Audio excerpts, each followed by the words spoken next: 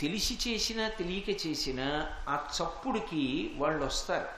నేను మీతో ఒక ఉదాహరణ చెప్పాలి అంటే, మీరు నిష్కారణంగా నిలబడి సహాయం చేయండి సహాయం చేయండి అని గట్టిగా అరిచారనుకోండి, ఏమైందో అని చెప్పి 10 మంది పరిగెత్తుకొస్తారు మీకు ఏదో ఆర్తి కలిగిందని. అలాగే ఒక అంబులెన్స్ మీద లైట్ వెలుగుతూ చప్పుడు చేస్తోందనుకోండి, లోపల ఎవరో ప్రమాదకరి పరిస్థితిలో ఉన్నారు అని అర్థం. ఒక ఫైర్ ఇంజిన్ వెడుతూ గంట కొడుతోందనుకోండి, ఎక్కడో అగ్నిహోత్రం అంటుకుంది, అది ఆర్పడానికి ఎడుతోంది అని గుర్తు. పూజా విధానంలో కూడా ఎప్పుడెప్పుడు ఏ వాద్యాన్ని అనుసంధానం చెయ్యాలో ఉంటుంది. గంట వాయించి ఒక మంత్రం చెప్తాం, ఉత్తిష్టంతు భూతపిశాచాః ఏతే భూమిపారకాః ఏతేషాం అవిరోధేన బ్రహ్మకర్మ సమారభే అంటాం. అంటే దాని అర్థం ఏమిటంటే, ఉత్తిష్టంతు భూతపిశాచాః, మీరు మాకన్నా ముందు వచ్చి పూజ చేసేద్దామని కూర్చున్నారేమో, మేమే పూజ చేసుకుందాం అనుకుంటున్నాం. ఉత్తిష్టంతు, మీరు లేచి వెళ్ళిపోండి. ఎందుకని? బ్రహ్మకర్మ సమారభే, మేము పూజ చేద్దాం అనుకుంటున్నాం. అవిరోధేన, మీకు మాకు ఏం విరోధాలు శత్రుత్వాలు లేవు, మీరు ఇక్కడి నుంచి వెళ్ళిపోండి, మేము పూజ చేస్తాం అని గంట వాయిస్తే ఏమవుతుందంటే, దేవతలు వచ్చి కూర్చుంటారు. రాక్షస గణములు పిశాచ గణములు లేచి వెళ్ళిపోతాయి. భూతగణములను అదుపు చెయ్యలేదనుకోండి, అవి దేవతా కార్యాన్ని చెయ్యనివ్వవు, దేవతా కార్యాన్ని భంగం చేసేస్తాయి. అందుకే భూతగణములను అణిచిపెట్టడం చాలా చాలా అవసరం. చాలామంది తెలియక భూతగణాలకి అధిపతి అంటే అది పెద్ద విశేషం ఏముందనుకుంటారు. చాలా తేలిక దేవతాగణాలకి ఋషులకు ఆధిపత్యం వహించడం. చాలా కష్టం భూతగణాలకి ఆధిపత్యం వహించడం. అందుకే ఎవరు భూతగణములకు అధిపతి అయి ఉంటాడో వాడికి మిగిలిన వాళ్ళందరూ నమస్కారం చేస్తారు. ఆయన అనుగ్రహం లేకపోతే అసలు మిగిలిన వాళ్ళ కార్యక్రమాలు జరగవు. మీరు చూడండి, ఇంట్లో చంటి పిల్లలు ఉన్నారనుకోండి, వాడు అన్నం తినేవాడు, తల్లిని తండ్రిని, వాడు వచ్చి మీద పడిపోయి కంచం లాగేస్తాడు, నీళ్లు లాగేస్తాడు, అమ్మ బొబ్బ అంటాడు, ఆ అమ్మ అంటాడు, లాగేసుకుంటాడు, నోట్లో పెట్టుకుంటాడు, కింద పారేస్తాడు, వద్దురా అంటే ఏడుస్తాడు. అప్పుడు వాడిని పట్టుకెళ్ళి కాసేపు ఆడించిన వాళ్ళు ఎవరుంటారో వాళ్ళని చూసి భోజనం అయిపోగానే ఏమంటారు, అమ్మయ్య కాసేపు పిల్లల్ని ఆడించబట్టి కడుపు నిండా అన్నం తిన్నాం ఇవాళ, లేకపోతే అన్నం తినరు ఎవరు, వీళ్ళు నానాల్లరీ చేసేస్తారు అంట మన పిల్లలే. ఎవడు పిల్లల్ని పట్టుకున్నాడో వాడి వలన ఇంటి యజమాని భోజనం చేశాడు, భోజనం చేసి శక్తిగా ఉండి మిగిలిన కార్యక్రమాలు చేశాడు. భూతగణములను అదుపు చెయ్యకపోతే అసలు ఉపాసన దగ్గర నుంచి ఏ కార్యక్రమం నడవదు. అందుకే ఎవరు అధికమైనటువంటి సమర్థత కలిగినవాడో, ఎవరు చాలా శక్తివంతుడో వాడి చేతికి భూతగణాలను ఇచ్చాడు పరమశివుడు. అందుకే భూతాధిపం, భూతగణములకు అధిపతి ఎవరు అంటే గణపతి. ఆయన భూత గణములకు అధిపతి కనుక మిగిలిన గణములన్నీ కూడా ఆయనకి నమస్కారం చేస్తాయి. ఇక ప్రయత్నం లేకుండానే మిగిలిన గణములకు కూడా ఆయన అధిపతి. అందుకే గణేశ, గణాధిపతి, గణాధ్యక్ష, వినాయక అని పేర్లు. వినాయక అంటే అంటే విశిష్టమైన నాయకుడు. నాయకుడు అంటే ముందుండి నడిపించాలి, వెనక్కి చూసుకుంటూ ఉండాలి. అందుకే ఎప్పుడైనా ఊరిరిగింపు పెడుతోందనుకోండి, ఓ పెద్ద ఊరిరిగింపు పెడుతున్నప్పుడు కేవలం ముందు మాత్రమే కాదు, పెద్దలు ఊరిరిగింపునకు ముందు ఉండాలి, చిట్ట చివర ఉండాలి, 2 భాగముల యందు ఉండాలి. అలా ఉండకపోతే ఊరిరిగింపులో అపశృతులు దొల్లుతాయి. అందుకని ముందు వెనక ఉండి ఊరిరిగింపుని నడిపిస్తారు. అలా ఊరిరిగింపుని ఎలా నడిపిస్తారో అలా గణములనన్నిటినీ కూడా ఆయన విశిష్టమైన నాయకుడై నడిపిస్తాడు. రామాయణంలో ఒక శ్లోకం ఉంది. మారీచుడు రావణాసురుడితో మాట్లాడుతూ ఓ మాట అంటాడు అరణ్యకాండలో. అందులో అంటాడు, స్వామినా ప్రతికూలేన ప్రజా తీక్ష్ణేన రావణ రక్షమానా నవర్ధంతే మేషా గోమాయునాయధ అంటాడు. మేకలు పెద్ద మంద వెడుతూ ఉంటుంది. ఆ మంద వెడుతున్నప్పుడు వెనకాతల కావలివాడు ఒకడు వెడుతూ ఉంటాడు కర్ర పట్టుకుని. ఎందుకని? తోడేలు వచ్చి మేకలను ఎత్తుకుపోతుంది. అందుకని కర్ర పట్టుకుని కూడా కాపలా వెడుతూ ఉంటాడు. ఒక తోడేల్నే కాపలా పెట్టేస్తే అప్పుడు ఇంక ఇబ్బంది లేదుగా అని ఒక తోడేలునో నక్కనో కాపలా పెట్టారనుకోండి, అప్పుడు గొర్రెల మందలోనో మేకల మందలోనో మేకనో గొర్రెనో ఎత్తుకుపోవడానికి బయటవేవీ రావక్కర్లేదు, ఇవే తినేస్తుంటాయి. వెనకాతల ఉన్నటువంటి నాయకుడు సమర్థుడు కాకపోతే, ముందు నడిపించే నాయకుడు సమర్థుడు కాకపోతే, వాడి ఒక్కడి వల్ల వెనక ఉన్నవన్నీ కూడా సర్వనాశనం అయిపోతాయి. మనం ఏదో S1 బోగి దగ్గర నుంచి S23 బోగి వరకు ఉంటాయి. అవి కాక general compartments, ladies compartment, AC కంపార్ట్మెంట్లు, పోస్టల్ వ్యాను, ప్యాంట్రీ, ఇన్ని ఉంటాయి. మనం కంపార్ట్మెంట్లోకి ఎక్కేసి బెర్త్ చూసేసుకుని నిద్రపోతాం. కానీ మొట్టమొదట ఏది కదులుతుంది? ఇంజిన్ కదులుతుంది. ఇంజిన్ వెనక మొదటి బోగి కదులుతుంది, మొదటి బోగి వెంట రెండో బోగి కదులుతుంది. మొట్టమొదట ఇంజిన్లో డ్రైవర్ ఉంటాడు, వెనక బోగిలో గార్డ్ ఉంటాడు. అందరూ నిద్రపోతుంటారు రైల్లో, వీళ్ళిద్దరూ నిద్రపోరు. వీళ్ళిద్దరూ తెలివిగా ఉంటే రైల్లో ఉన్న వాళ్ళందరూ తెల్లవారేటప్పటికీ క్షేమంగా వెళ్ళవలసిన గమ్యానికి చేరుకుంటారు. రైల్లో అందరూ తెలివిగా ఉండి ఇంజిన్లో ఉన్నవాడు గార్డు నిద్రపోయారనుకోండి, వీళ్ళందరూ ఎక్కడికెడతారో నేను చెప్పక్కర్లేదు.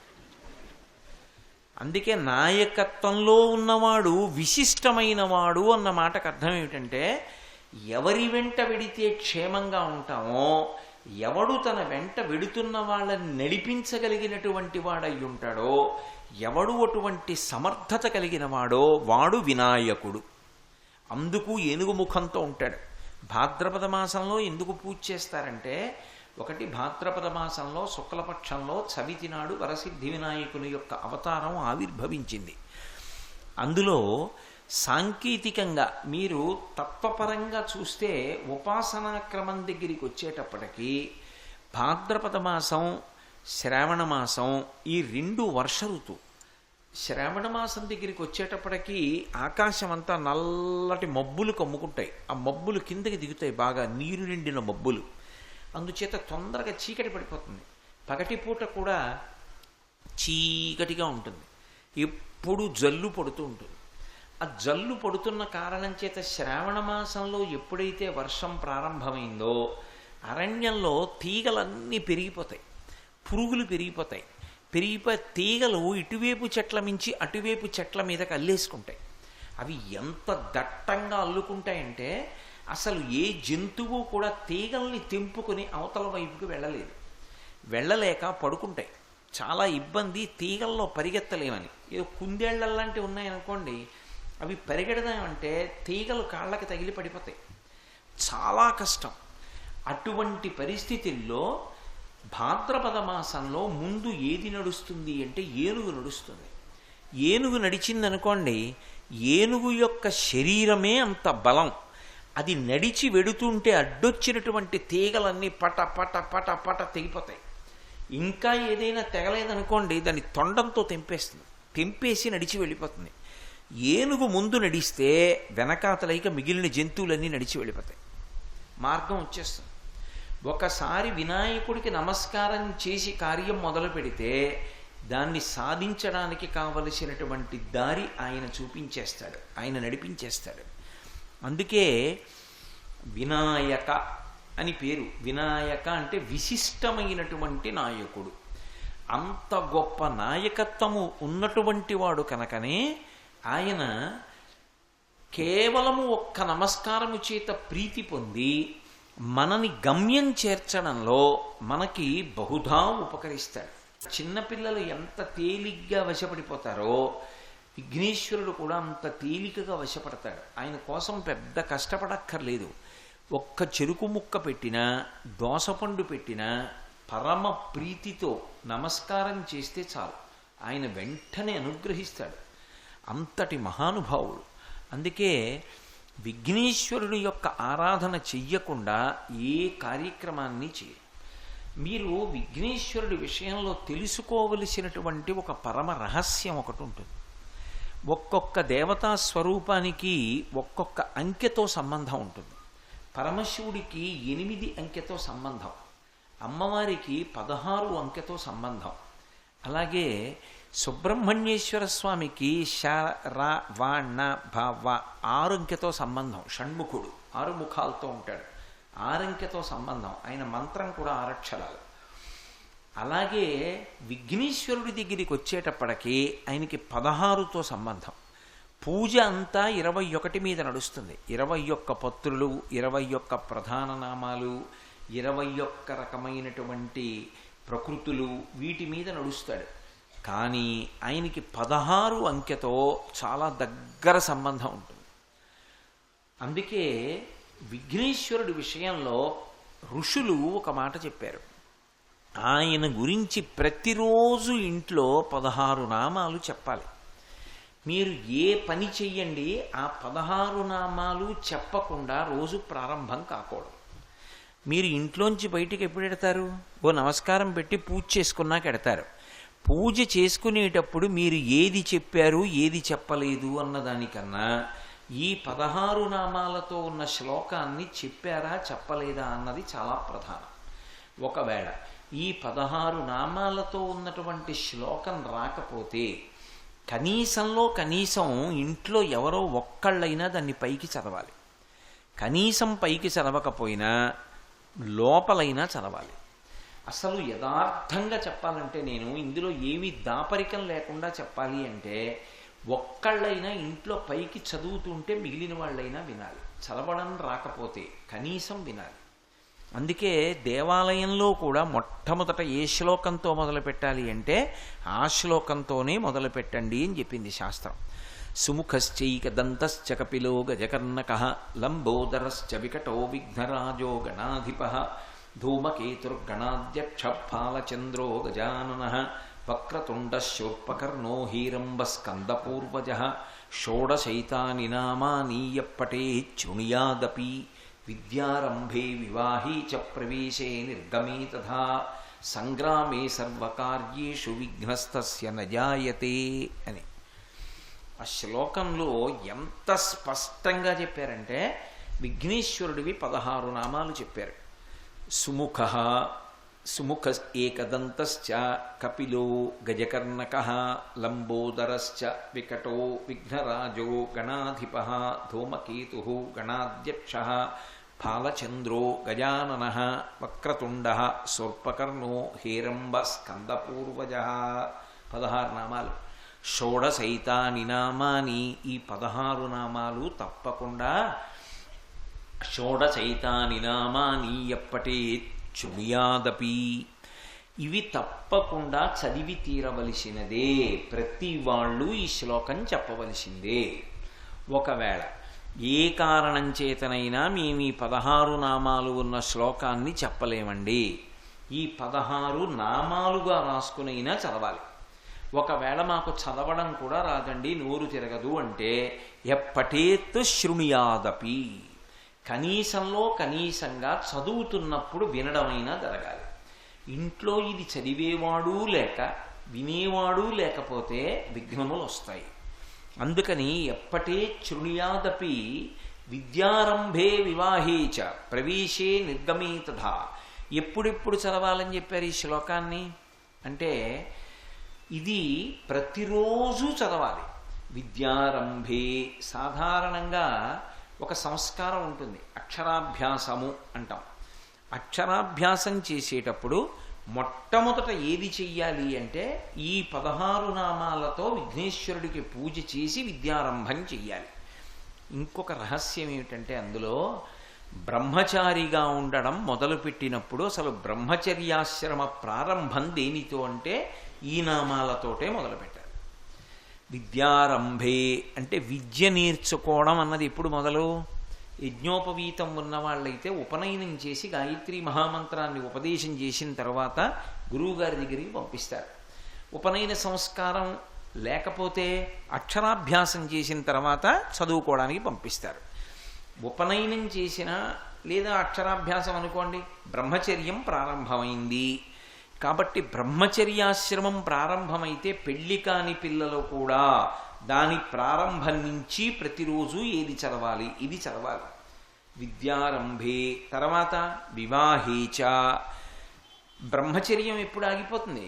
పెళ్లి చేసుకుంటే. వివాహం అయిన తర్వాత కూడా ప్రతిరోజు ఇది చదవాలి.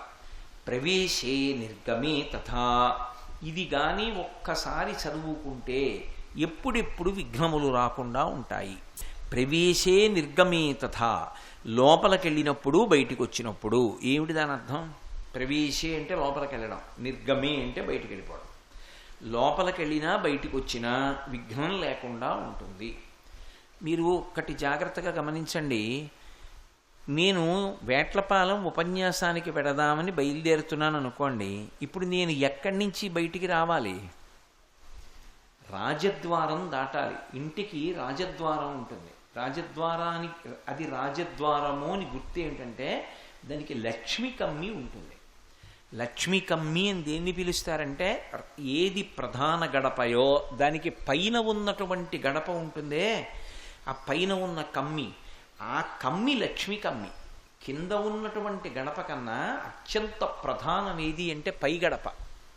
అది పుచ్చిపోవడం కానీ లేకపోతే వివర్ణం అయిపోవడం కానీ జరగకూడదు.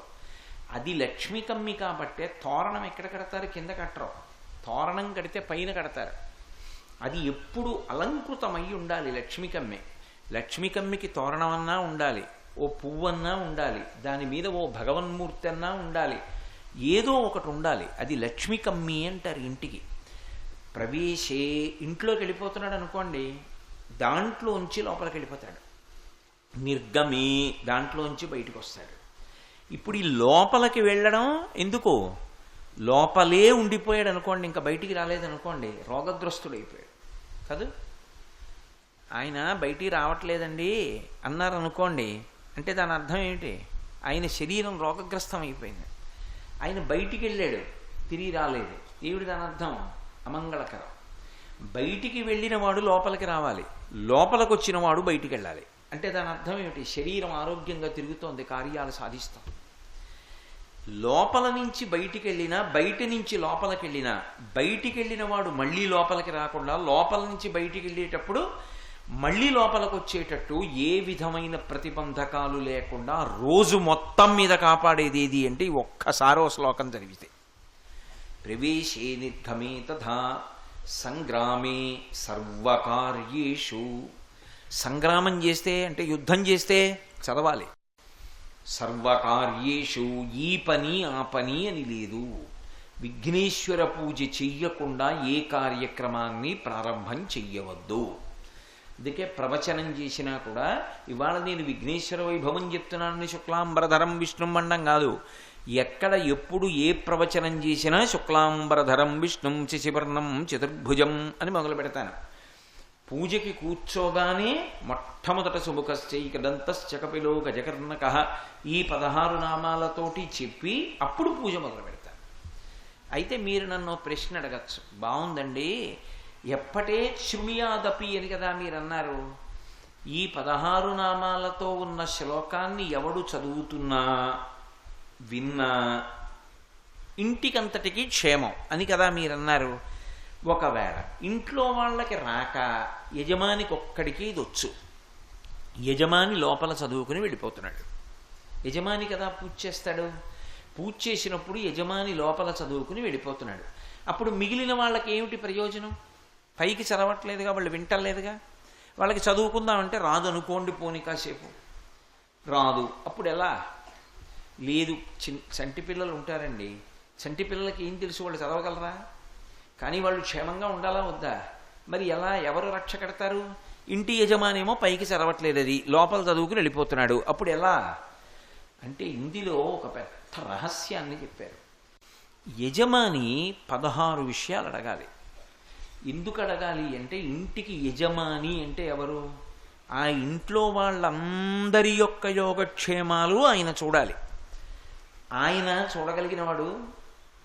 ఇప్పుడు నేను ఇక్కడ ఉపన్యాసానికి వచ్చాను, నా మనవలు ఆడుకోవడానికి ఎక్కడికో వెళ్ళారు. ఎక్కడో ఆడుకుందామని వెళ్ళినటువంటి నా మనవలు క్షేమంగా ఉండేట్టు నేను ఇక్కడి నుంచి చూడగలనా వాళ్ళని? చూడగలిగిన వాడు వేరొకడు ఉన్నాడు, వాడిని ప్రార్థన చేసి ఉండాలి. నేను పొద్దున్న అలా ప్రార్థన చేసి ఉంటే వాళ్ళు రక్షింపబడతారు, ఏదైనా ఉపద్రవం ఉన్నా కాపాడబడతారు వాళ్ళు. ఇప్పుడు ఇంటికంతటికి అడగవలసినవి 16 ఉన్నాయి యథార్థానికి. ఈ 16 అడగాలి యజమాని. అవి కూడా ఒక క్రమంలో ఉంటాయి. 7 తన కుటుంబం కోసం అడగాలి. 7 కాకుండా మిగిలినటువంటి 9 తన కొరకు అడగాలి. ఈ 9ని ఈ 7ని కలిపి సద్గతి అని పిలుస్తారు. వెళ్ళవలసిన దారిలో వెళ్ళడానికి మార్గాన్ని అడుగుతున్నాడు అంటారు. ఆ దారిలో వెడితే లక్ష్యాన్ని చేరుతాడు. తన కొరకు 9 అడగాలి, తన కుటుంబం కోసం 7 అడగాలి. ఏమిటి 7? మొట్టమొదటిది దీర్ఘాయుర్దాయం. నా ఇంట్లో ఉన్న వాళ్ళందరూ కూడా దీర్ఘాయుష్మంతులు కావాలి. ఎందుకంటే ఒక్కొక్కళ్ళు ఒక్కొక్క నక్షత్ర పాదంలో పుడతారు. ఒక్కొక్కడిది ఒక్కొక్క నక్షత్రంలో ఒక్కొక్క పాదం ఉంటుంది. ప్రతి నక్షత్రానికి గండకాలాలు వస్తుంటాయి. ఆ గండకాలం వచ్చినప్పుడు ఆ నక్షత్రంలో ఉన్న నా కుటుంబ సభ్యులకి ఆపద రాకుండా వాళ్ళు రక్షింపబడాలి. అందుకని ఒకటి, నేను ఒక్కడిని సంతోషంగా ఉండడం కాదు, నా సంతోషం ఎవరి మీద ఆధారపడుతుంది? నా ఇంట్లో ఉన్న వాళ్ళందరూ కూడా సంతోషంగా ఉంటే కదూ. సంతోషంగా ఉండడం అన్న మాటలో మొదటి మాట ఏమిటి? వాళ్ళందరూ దీర్ఘాయుష్మంతులు అవ్వాలి. అందుకని మొదటిది దీర్ఘాయుర్దాయం అడగాలి. ఆయుర్దాయం ఉంది, 96 ఏళ్ళు బతికాడు, కానీ 95 ఏళ్ళు మంచంలో ఉన్నాడు. ఏమిటి ఉపయోగం? అలా అందుకే దీర్ఘాయుర్దాయం అడిగితే పక్కన ఆరోగ్యం అడగాలి. దీర్ఘాయుర్దాయంతో పాటు నా కుటుంబ సభ్యులందరూ ఆరోగ్యంతో ఉండాలి. దీర్ఘాయుర్దాయంతో ఉన్నారు, ఆరోగ్యంతో ఉన్నారు, ఏ పని మొదలు పెట్టండి కలిసి రాదు. వాడు బంగారం పట్టుకుంటే బొగ్గు అవుతుంది, ఇంకొకటికి బొగ్గట్టుకుంటే బంగారం అవుతుంది. వీడు ఏది పెట్టనివ్వండి కలిసి రాదు. ఏమిటోనండి, ఉద్యోగంలో పెట్టాను ఎదగలేదు, వ్యాపారం చేయించాను ఉన్నది పోయింది, మనిషికి చూస్తే వ్యసనాలు లేవు, చెడ్డవాడు కాదు, కానీ ఏమీ కలిసి రాదు వాడికి, తండ్రి బెంగెట్టుకుంటాడు. ఇప్పుడు మూడవది ఏది అడగాలి అంటే కార్యసాఫల్యం అడగాలి. కార్యసాఫల్యంలో ఏ పని సఫలీకృతమైతే వాడు బాగుపడతాడో ఆ పనిని ఈశ్వరుడు సఫలీకృతం చేస్తాడు. మనం అనుకున్నవన్నీ జరగడం కాదు. నాకు అమెరికా అధ్యక్షుడు అయిపోదామని ఉంటుంది. ఎందుకది? నేను ఏదైతే లోకానికి ఉపయోగపడతానో, నాకు నేను ఉపయోగపడతానో ఈశ్వరుడికి తెలుసు. ఆ మార్గంలో నన్ను తీసుకెడతాడు. కాబట్టి కార్యసాఫల్యం అడగాలి. కార్యసాఫల్యము తర్వాత సంపద అడగాలి. గృహస్థాశ్రమంలో ఉన్నటువంటి వాడికి అర్థము లేకపోతే ఎలాగండి? అర్థము అంటే డబ్బు ఒక్కటే అని మీరు అనుకోకండి. వేదాంత శాస్త్రంలో ఒక్కొక్క మాటకి అర్థం వేరుగా ఉంటుంది. అర్థము అన్న మాటకి అర్థం ఏమిటంటే భోగ వస్తు సముదాయము అని. సర్వం శ్రీ ఉమామహేశ్వర పరబ్రహ్మార్పణమస్తు. స్వస్తి.